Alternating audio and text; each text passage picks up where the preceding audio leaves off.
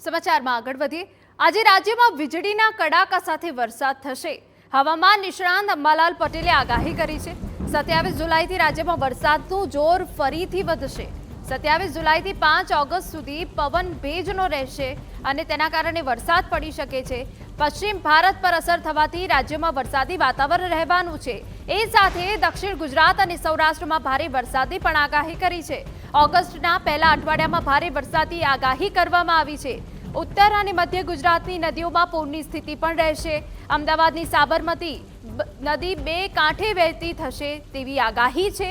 આ સિવાય તાપી નર્મદાની જળ સપાટીમાં પણ વધારો થશે।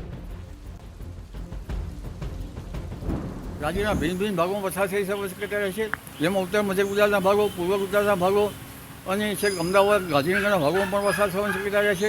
ઉપરાંત સૌરાષ્ટ્રના ભિન્ન ભિન્ન ભાગોમાં વરસાદ થવાની શક્યતા રહેશે અને દક્ષિણ ગુજરાતના ભાગોમાં પણ વરસાદ થવાની શક્યતા રહેશે। આહવા અને વલસાડના ભાગોમાં વરસાદ થવાની શક્યતા રહેશે।